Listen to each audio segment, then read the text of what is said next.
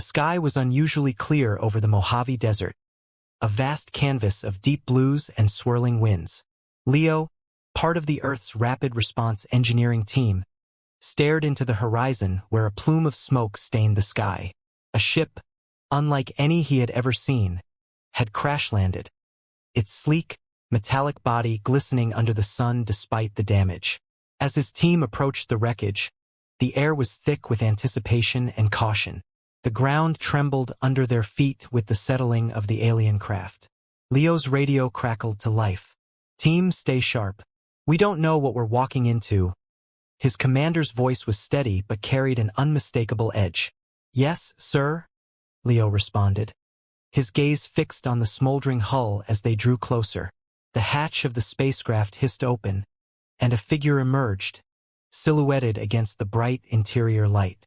Leo raised his hand to shield his eyes, squinting to discern the details of the alien form. "Hello?" The figure spoke first, its voice clear and surprisingly calm. "I am Nari of the Zalo. We mean no harm." Leo stepped forward, his curiosity overcoming his initial hesitation. "I'm Leo, part of Earth's response team. We're here to help." Nari nodded, a gesture startlingly human. "My crew needs assistance. We are injured and our ship is beyond our ability to repair without your help." "Let's see what we can do." Leo motioned to his team, who were already unloading equipment and medical supplies. As they entered the ship, Leo was struck by the complexity and elegance of the alien technology. Panels lined with symbols incomprehensible yet beautifully lit, corridors that arched with an organic flow.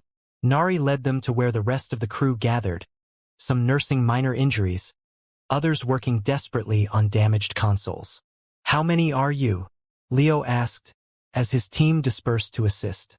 12, Nari replied. "You speak our language well." "We had a little time to prepare," Leo admitted, smiling.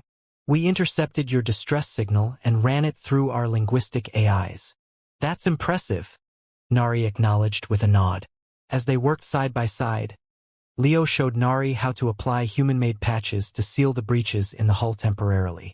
The tools were different, the methods unfamiliar, but the goal was the same: survival.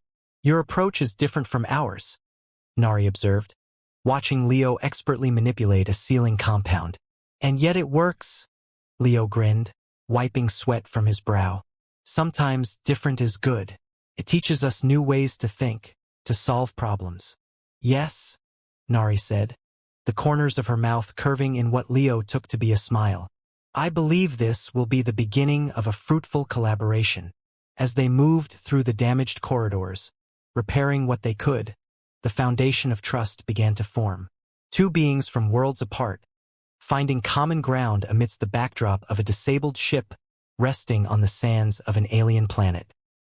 The day faded into evening, and as the sun set over the Mojave, the light from within the ship cast long shadows across the desert. "We'll set up camp here tonight," Leo decided, looking towards his team. "We'll continue repairs at first light."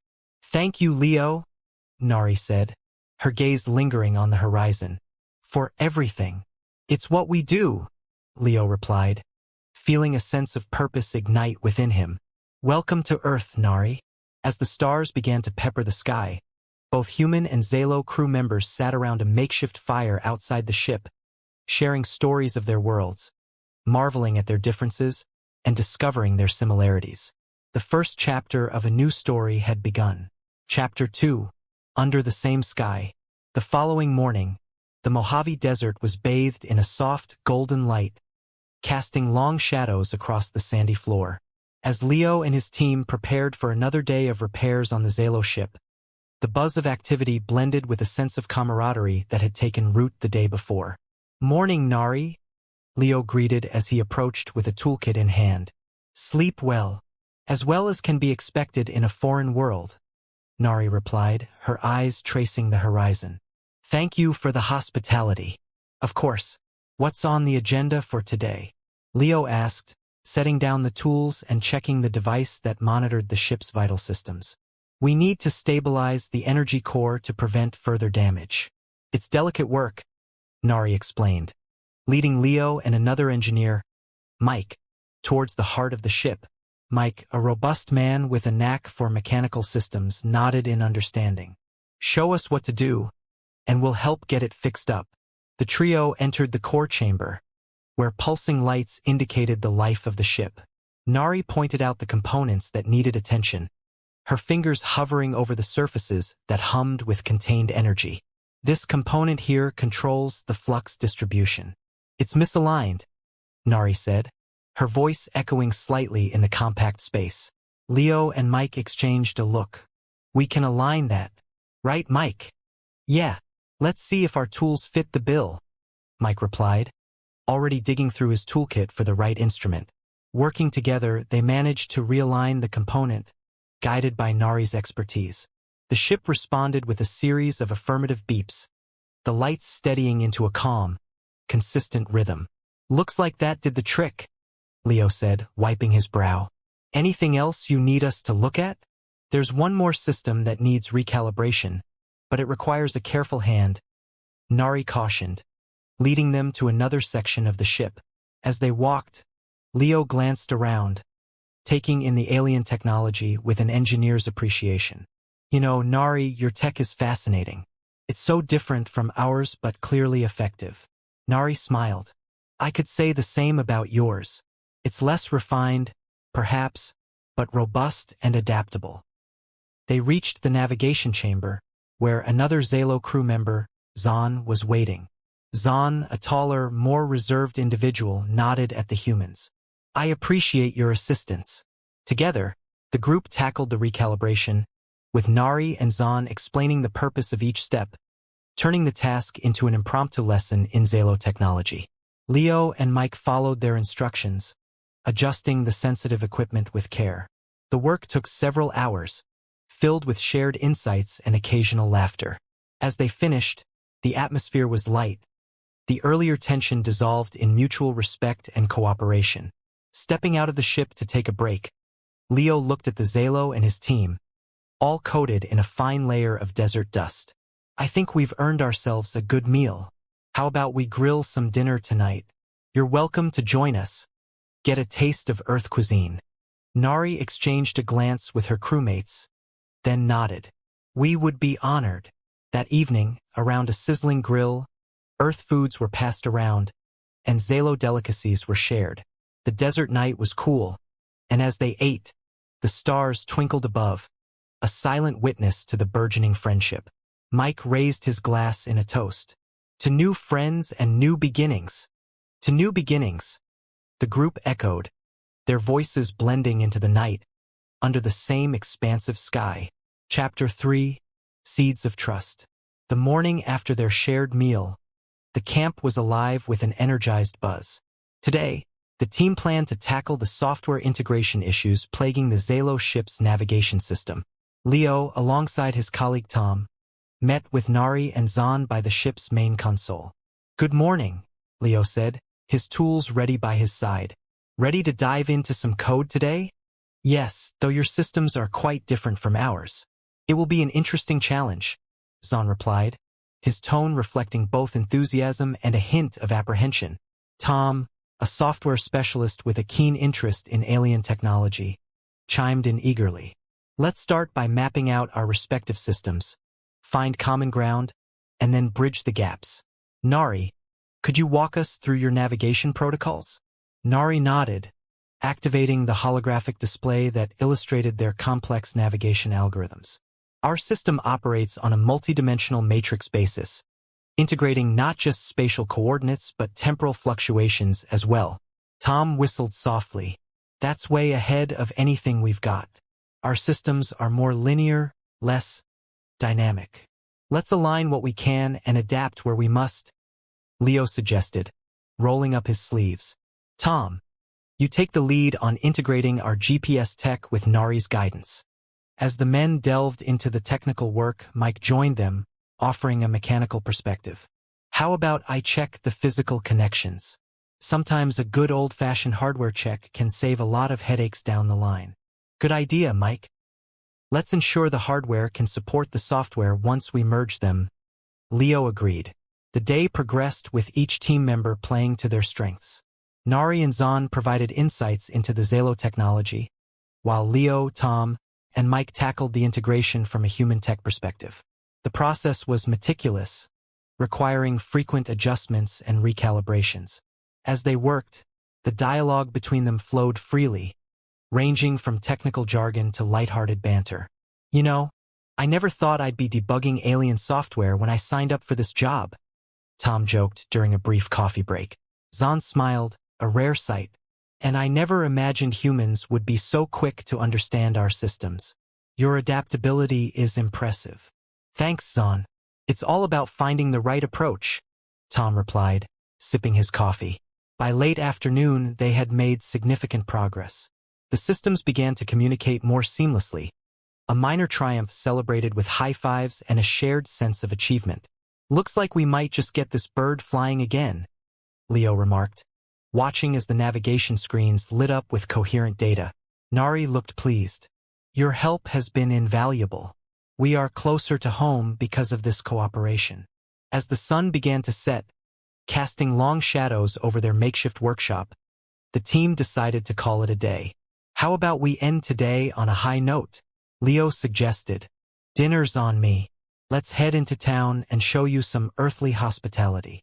The group packed up their gear and headed towards Leo's truck. The ride into town was filled with laughter and stories about their respective planets, a mutual curiosity enriching their conversation. At dinner, they shared dishes from various Earth cuisines, explaining the origins and ingredients to their Zalo guests. Nari and Zahn, in turn, described similar dishes from their world, drawing parallels that bridged their worlds even further. As they drove back to the camp under a starlit sky, Leo felt a profound sense of camaraderie. Today was a good day, he mused aloud. Yes, it was, Nari agreed, looking out at the stars. And tomorrow will be even better. Their shared experiences, both technical and social, were weaving a strong fabric of trust and friendship, setting a solid foundation for the challenging work that lay ahead. Chapter 4. A Glimpse into Infinity. Leo found himself on the Zalo spacecraft's observation deck, a spectacular dome providing a 360-degree view of the cosmos. The stars seemed close enough to touch, each one a silent testament to the vastness of the universe. Beside him, Zahn operated the controls, enhancing different sectors of space into view. Each constellation has a story, Zahn explained, pointing to a cluster of bright stars. That one is called Kariva, symbolizing knowledge in our culture. Amazing, Leo murmured, his eyes wide with wonder. Beside him, his fellow engineer, Sam, nodded in agreement, equally mesmerized. We use these stories to teach our young about the universe and our place within it, Zahn continued, his voice filled with pride. I wish our space programs were as advanced, Sam said, turning to Zahn. Our constellations are mostly for navigation and tradition. Nothing quite like this. Leo looked around, noticing more of his team trickling into the deck, drawn by the view and the promise of learning something new. He smiled, seeing the genuine curiosity on their faces. Zahn, could you show us the propulsion system next? I think understanding that could really help with the integration efforts back on the ground, Leo suggested, always looking for ways to bridge their technical knowledge. Of course, Zahn agreed. Leading the group deeper into the ship, they arrived at the engine room, where the heart of the spacecraft hummed with a power that felt alive.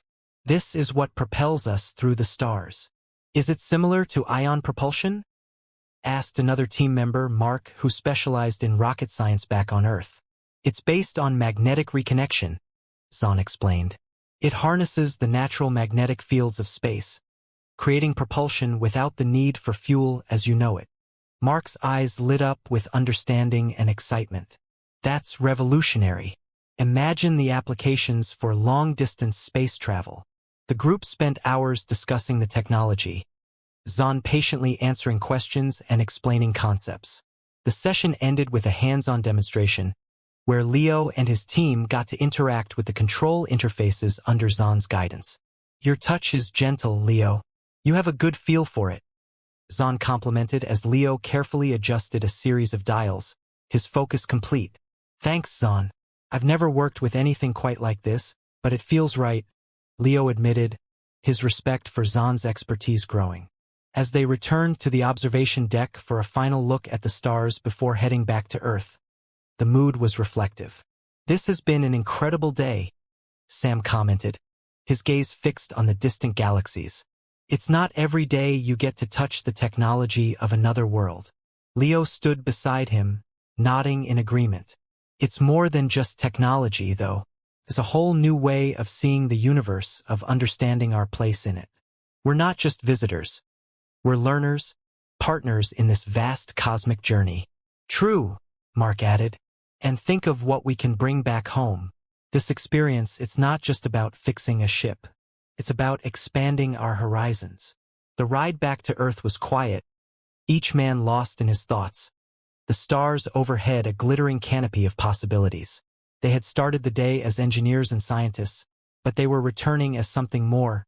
Pioneers on the frontier of a new understanding. Bearers of knowledge that could one day change their world.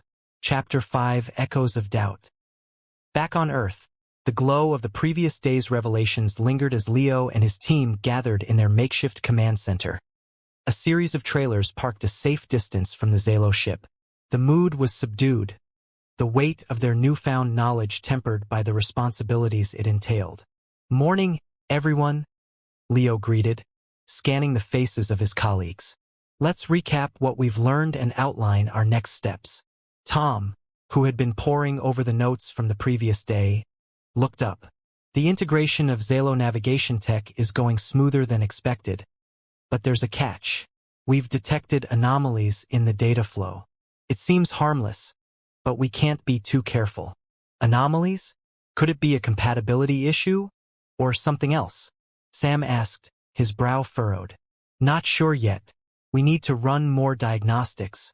It could be nothing, or it could be something we don't want," Tom replied, tapping on his laptop, bringing up streams of data. Mark joined in, leaning over Tom's shoulder. "Let's isolate the anomalies. If they're consistent, we might be able to trace their source." The team nodded in agreement, and Leo divided the tasks.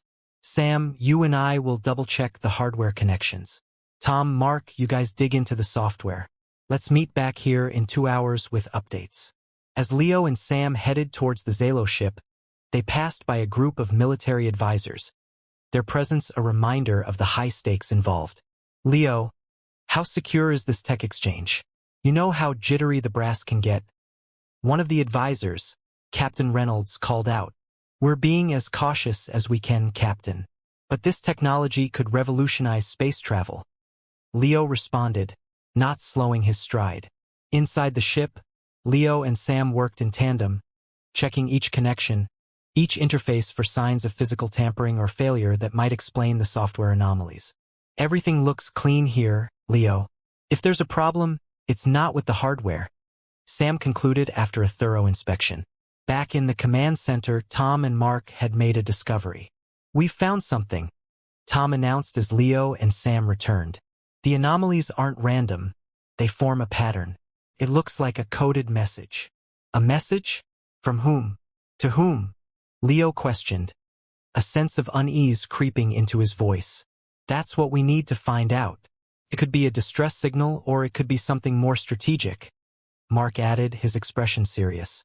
The implications were clear. A hidden message in the technology exchange could mean that the Zalo, despite their apparent cooperation, might have other motives. The revelation required delicate handling. "Let's not jump to conclusions," Leo cautioned. "We need to discuss this with Nari and Zahn. They've been upfront so far. Let's give them a chance to explain." Agreeing to a cautious approach, the team arranged a meeting with the Zalo. Nari and Zahn listened intently as Tom explained the findings. "Is this something your people planted?" Leo asked, his tone diplomatic yet firm. Nari looked genuinely surprised. "No, this is not our doing. We were unaware. It could be a remnant from when our ship encountered another spacefaring entity. We must investigate this together." Her response, earnest and concerned, eased the tension slightly. The team agreed to jointly investigate the source of the anomalies, each side eager to clear up any misunderstandings. As the meeting adjourned, Leo stayed back to speak with Nari privately. I trust you, Nari. Let's find the truth together. Thank you, Leo. Trust is precious, especially here, far from home. Nari replied, her gaze steady. Together, they returned to their work, their partnership now not only a bridge between worlds but a crucial link in unraveling a deepening mystery. Chapter 6. Touch of Starlight. As the sun dipped below the horizon, painting the desert in hues of gold and purple, the mood at the camp was a mix of tension and determination. Leo and Nari, accompanied by Sam and Zahn, worked late into the evening, parsing through data and discussing their next steps. I've set up a deeper diagnostic to run through the night. We should have more answers by morning, Sam announced, adjusting the parameters on his laptop. Good. We'll need all the info we can get, Leo responded, his eyes never leaving the screen in front of him. Zahn, who had been quietly observing, added, This anomaly, it's like nothing we've encountered before. It doesn't fit with our technology or what we know of others we've met. Nari nodded in agreement. It's a puzzle, but together, we're capable of solving it. The team decided to take a short break, stepping outside to clear their heads and stretch their legs. The desert night was cool, the sky a tapestry of stars. Nari walked up to Leo, her gaze upwards. It's beautiful, isn't it? The stars look different here, but so. Bright lights of the festival. James nodded, standing beside her at the railing. Sometimes, it's nice to just step back and enjoy the quiet. It lets you appreciate the smaller details. They spent some time in silence, watching as the simulation showed a comet passing lazily by, its tail glittering with ice and dust. James pointed out different celestial phenomena, from nebulae to distant galaxies, each with their own stories and mysteries. As they walked around the observatory, Mira paused in front of a display showing the life cycle of stars. It's fascinating how stars are born, live, and then die, only to contribute to the creation of new stars. It's a beautiful cycle. It really puts things into perspective, doesn't it? James mused. We're all just a small part of something much bigger. Mira turned to him, her expression thoughtful. Yet, even in such vastness, here we are, finding friendship. It makes me think that perhaps no connection is too small or too fleeting. I couldn't agree more, James said, meeting her gaze. The connection they felt was palpable, a quiet understanding that had grown between them. Feeling a shift in the moment, James took a gentle step closer. Mira, I've really enjoyed all the time we've spent together. I feel like I've learned so much from you. Mira's smile was soft and warm. And I from you, James. I never expected to find such a human connection. Their conversation drifted to their respective dreams and hopes, more personal and profound than they had discussed before. As they shared, they found themselves drawn closer, the gap between them closing naturally. Finally, James took a deep breath and did something he had been considering for a while. He reached out, taking her hand in his. The touch was electric, sending a wave of energy through them both. Mira did not pull away. Instead, she squeezed his hand gently, acknowledging the gesture with a nod. May I? James asked softly, leaning in slightly. Mira's eyes sparkled with emotion, and she nodded again. Their first kiss was a gentle meeting of lips, a moment that seemed to stop time as the stars continued their dance around them. It was a kiss of mutual respect, deep connection, and a burgeoning love. As they pulled away, the observatory felt even quieter than before, the vastness of space around them echoing the depth of the moment they had shared. I'm glad we came here tonight, Mira said, her voice a whisper. Me too, James replied, his hand still holding hers. This feels like just the beginning, doesn't it? It does, Mira agreed, her gaze lingering on his, filled with anticipation of what was to come. They spent the rest of the evening talking softly, planning future adventures together, both on the station and perhaps, one day, beyond. As the observatory began to close, they left hand in hand, their hearts light and hopeful, their spirits as intertwined as the constellations above. Chapter 7. echoes of the past. After their quiet evening in the observatory, James and Mira grew more comfortable sharing personal stories. It was during one of their regular meetings that Mira invited James to her quarters. "There are things about my home I'd like to show you," she had said, her voice tinged with a mixture of excitement and nervousness. James, intrigued, gladly accepted the invitation. Mira's quarters were on one of the quieter decks of the station, far from the bustling main thoroughfares. When James stepped inside, he was struck by how different it felt from his own space. The room was softly illuminated by glowing patterns on the walls that shifted slowly, creating a calming, almost hypnotic effect. Intricate artifacts, clearly of Elorian origin, were carefully arranged on shelves, each one seemingly telling its own story. The air carried a faint, sweet scent, reminiscent of flowers blooming under a warm sun. "This is incredible," James said, turning slowly to take it all in. "It's so serene." Mira smiled, her cheeks faintly flushed. "I wanted my quarters to remind me of home. Most of these pieces are traditional Elorian creations. My parents sent them when I joined the station." James approached a low table covered with small crystalline sculptures. "These are beautiful. Do they have a special meaning?" "Yes," Mira replied, picking up a small, star-shaped crystal. "Each one represents an important event or memory. This one, for example, commemorates my coming-of-age ceremony. It's a very significant moment for us." As she spoke, James noticed the way her fingers traced the crystal's edges, as if it held not just a memory, but a piece of her soul.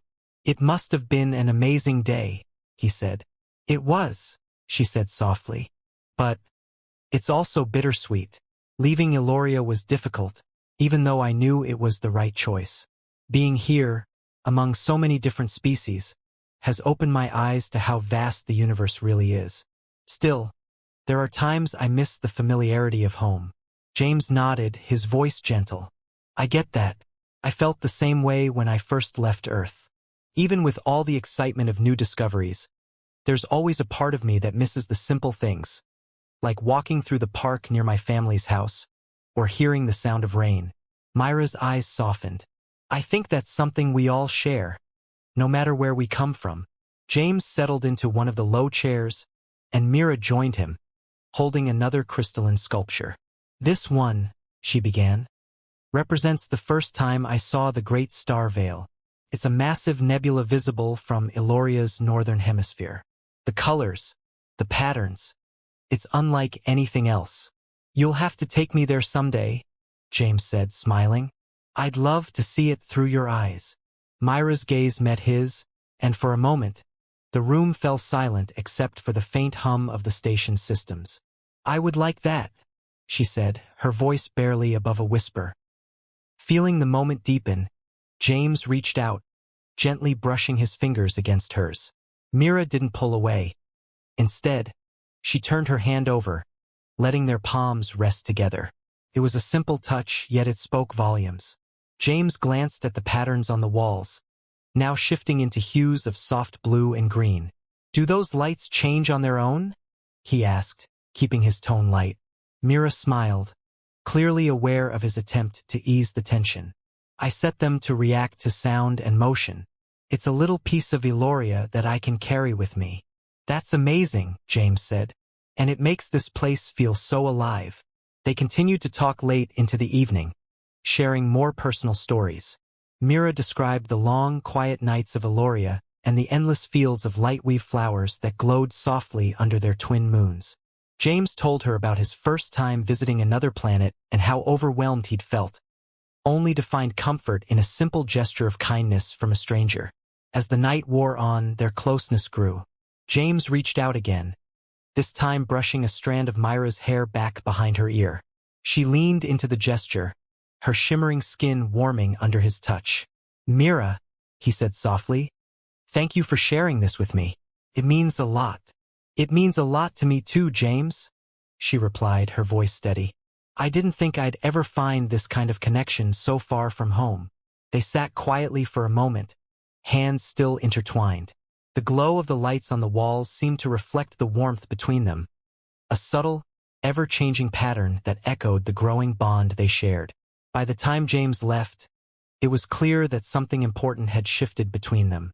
They were no longer just two individuals from different worlds. They were two beings who had found something meaningful in each other's presence. Chapter 8: Unity in Diversity. As the Galactic Council Summit reached its grand finale, the station's main hall came alive with activity. Representatives from countless civilizations gathered to witness the closing ceremony, a celebration of the progress made and the connections forged. James and Mira, now well-known figures among the station's residents, had been asked to join the event as symbolic participants. Mira adjusted the draping fabric of her Elorian ceremonial attire, its intricate patterns shifting gently in the light. James, wearing a sleek human formal suit, stood beside her, glancing around at the gathered crowd. "Nervous?" he asked. Mira offered a faint smile. "A little. It's not every day I stand before a crowd like this." "You'll do great," James said encouragingly. "Just speak from the heart. They'll appreciate what you have to say." The event began with speeches from prominent delegates. Each spoke of their culture's achievements, their hopes for the future, and the importance of cooperation among species. As the final speaker concluded, the Master of Ceremonies called upon James and Mira to take the stage. James led the way, Mira following closely. The hall fell silent as they approached the podium. James spoke first. "Ladies and gentlemen, and all others present, it's an honor to stand here today alongside my friend Mira. This summit isn't just about politics or trade, it's about the relationships we build. Mira and I come from two very different worlds. Yet through simple conversations, shared experiences, and a willingness to understand each other, we've found common ground." He paused, glancing at Mira. She stepped forward, her voice clear despite her earlier nerves. "For many of us, stepping outside our own cultures is difficult. We hold tightly to what we know, what feels safe. But what I've learned from James and from many of you is that there is a beauty in the unfamiliar. By opening ourselves to new perspectives, we not only learn about others, but we also discover new truths about ourselves." A murmur of agreement rippled through the crowd. James continued, "This summit is a reminder that we're all part of something greater. Our diversity isn't a barrier. It's our greatest strength. Mira and I hope our friendship can inspire others to reach out, to listen, and to connect." With a final bow, they stepped back, and the hall erupted into applause. The energy in the room was palpable, the audience moved by their words and the visible bond they shared. Later, as the festivities continued, James and Mira found a quiet corner to reflect. The soft hum of conversation and the gentle clinking of glasses filled the air around them. "You were amazing," James said, leaning against the wall and looking at Mira with admiration. "I could tell people were really listening to you." "I couldn't have done it without you," Mira replied, her tone warm. "You helped me find the courage to speak my mind." James smiled. "You give me too much credit. I think you've always had that courage. You just needed the right moment." They fell into a comfortable silence, watching as representatives from countless worlds mingled, sharing stories and laughter. Mira turned to James, her expression thoughtful. "Do you think things will really change after this? That will keep building on what we've started?" James shrugged slightly, his smile steady. "Change doesn't happen overnight, but it starts with moments like these. With people like you willing to take that first step." Mira looked out at the crowd, her shimmering skin reflecting the soft glow of the overhead lights. "I want to believe that, and I want to keep being part of it, with you." "You will be," James said confidently. He reached out and Mira took his hand. They stood together, watching as the closing ceremony carried on. A scene of shared laughter, warm embraces, and the blending of countless cultures. Their journey had begun with an uncertain handshake and an awkward attempt at conversation. Now, they were part of something far larger than themselves. Their connection, though personal and unique, was a reflection of what the summit hoped to achieve.